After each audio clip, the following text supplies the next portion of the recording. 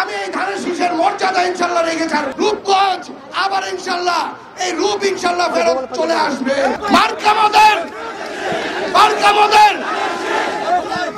তারেক রহমান সাহেব ধানের শীষ আমাকে দেয় নাই।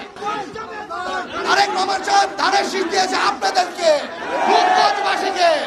কারণ রূপগঞ্জবাসী জানে কাকে দিলে রূপগঞ্জ উন্নয়ন হবে।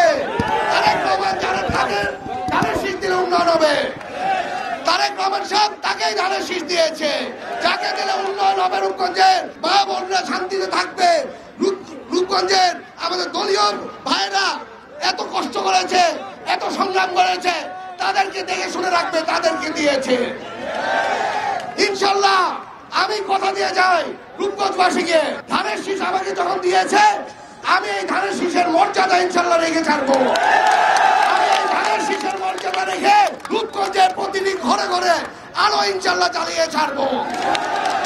আজকে অনেক বছর, 17 বছর আমার নেতাকর্মী, আমার ভাইয়েরা, আমার সহকর্মী ভাইয়েরা অনেক সংগ্রাম করেছেন, অনেক আন্দোলন করেছেন, অনেকে মৃত্যুবরণ করেছে। আজকে তাদেরকে স্মরণ করে বলে রূপগঞ্জ আবার ইনশাল্লাহ এই রূপ ইনশাল্লাহ ফেরত চলে আসবে।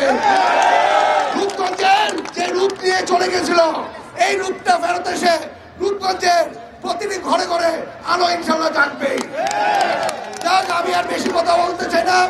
আপনারা এত কষ্ট করে এসেছেন, আপনাদেরকে সবাইকে ধন্যবাদ জানাই। আপনাদেরকে আজকে শান্তিপূর্ণ একটি র্যালি করার জন্য আমি আহ্বান জানাচ্ছি। আজকে 7ই নভেম্বর যেই জিয়াউর রহমান সাহেব চার ডাকে আজকে এই দেশের গণতন্ত্র এসেছে, ওই দিনকে স্মরণ করে রূপগঞ্জের গণতন্ত্র আমরা আসবে আপনাদের মাধ্যমে। খোদাফেজ, বাংলাদেশ জিন্দাবাদ। তারেক রহমান সাহেবকে ধন্যবাদ জানাই, বেগম খালেদা জিয়াকে ধন্যবাদ জানাই।